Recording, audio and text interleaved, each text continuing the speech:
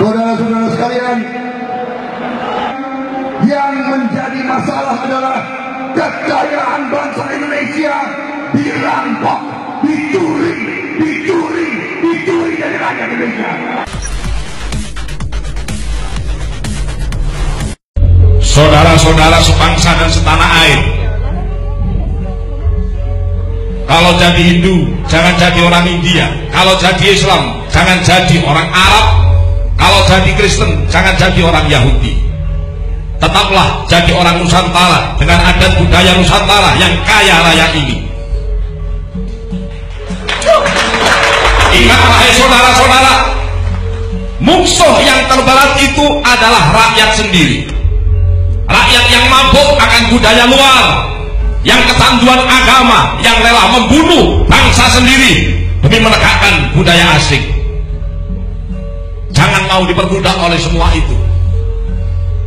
Tetaplah bersatu padu membangun negeri ini tanpa pertumpahan darah. Hei anakku, simpan segala yang kau tahu. Jangan ceritakan berita dan sakitku kepada rakyat. Biarkan aku menjadi korban asal Indonesia tetap bersatu. Ini aku lakukan demi persatuan, kesatuan dan keutuhan bangsa. Jadikan ceritaku ini sebagai saksi bahwa kekuasaan presiden sekalipun ada batasnya. Karena kekuasaan dan kekuatan langsung ada di tangan rakyat. Dan di atas segala-galanya adalah kuasa Tuhan yang Maha Esa. Merdeka!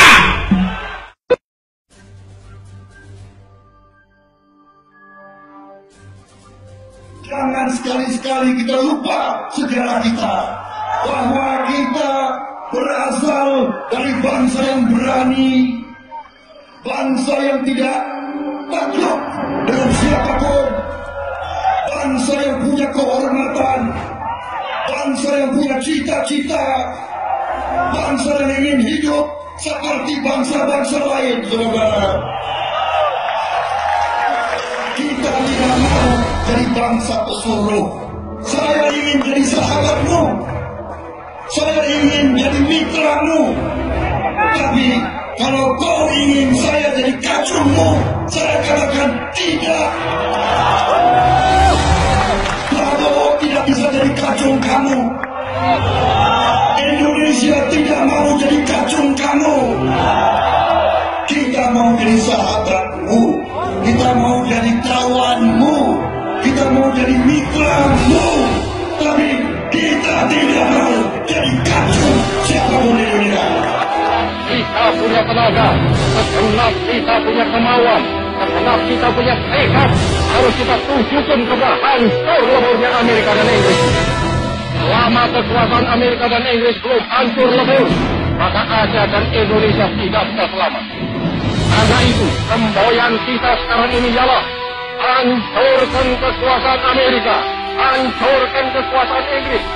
Amerika kita setrika, Inggris kita linggis. Amerika kita setrika, Inggris kita linggis.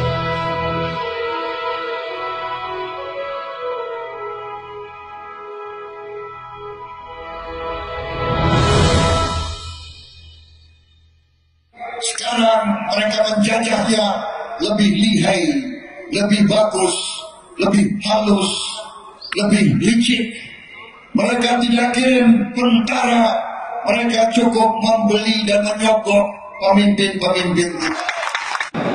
Bahwa ternyata kekayaan Indonesia tiap tahun mengalir keluar Indonesia. Kekayaan Indonesia tidak tinggal di Indonesia.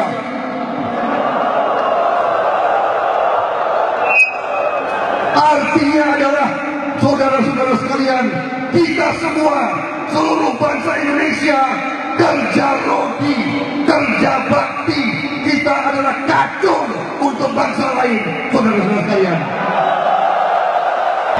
Saudara-saudara sekalian, kekayaan bangsa Indonesia yang menjadi masalah adalah kekayaan bangsa Indonesia dirampok, dicuri rakyat Indonesia. Masalahnya adalah banyak pemimpin kita yang terlalu banyak bohong kepada rakyat. Kenapa orang kecil semakin terjepit? Kenapa yang kaya tambah kaya, yang miskin tambah miskin? Kenapa petani tidak senyum kalau panen?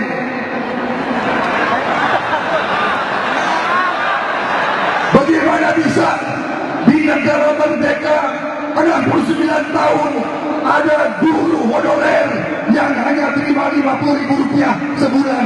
Bagaimana bisa? Saudara-saudara sekalian, masalah inti adalah bahwa sistem ekonomi neoliberal, neokapitalistik ini adalah keliru, tidak sesuai dengan Undang-Undang Dasar 45. Dan karena keliru, kekayaan kita tidak tinggal di Republik Indonesia. Kita sekarang hanya menjadi pesuruhnya bangsa lain. Kita hanya jadi bangsa kacung, saudara sekalian. Dan itu bukan cita-cita kita. Itu bukan cita-cita pendiri bangsa kita. Untuk apa kita punya negara kalau kita disuruh jadi bangsa kacungnya orang lain?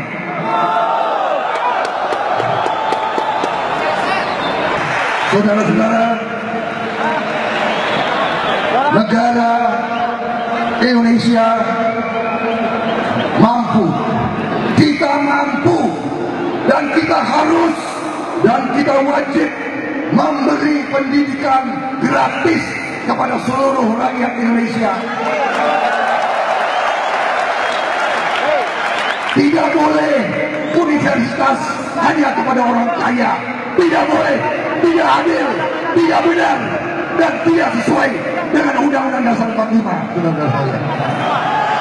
Anak petani harus bisa jadi profesor, anak buruh harus bisa jadi jenderal, anaknya nelayan harus bisa jadi orang kaya, anaknya pedagang kaki lima harus jadi pemilik restoran.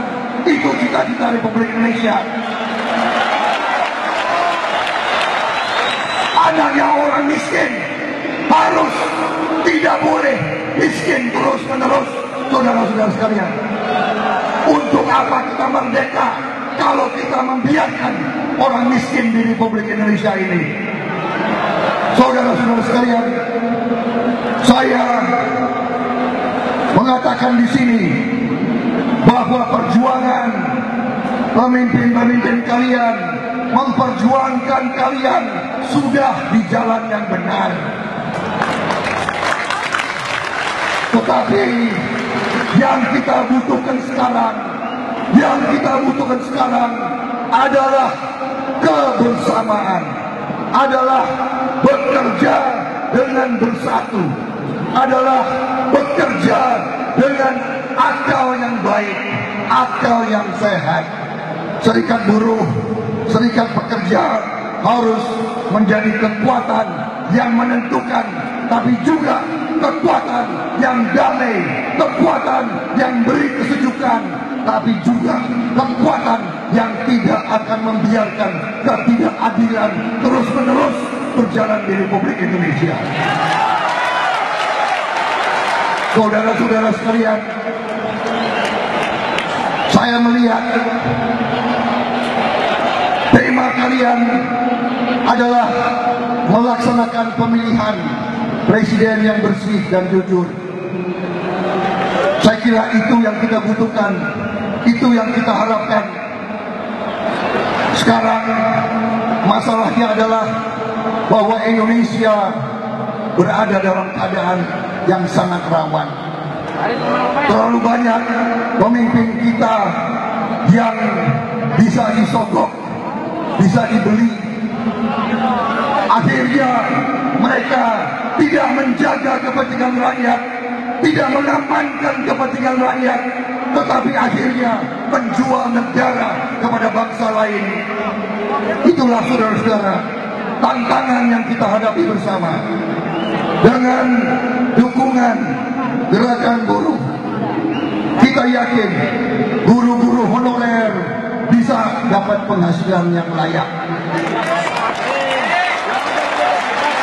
Tidak boleh kita izinkan guru-guru honorer hidup hanya dengan sekedar 50.000, 100.000 dan sebagainya, tetapi harus hidup dengan layak.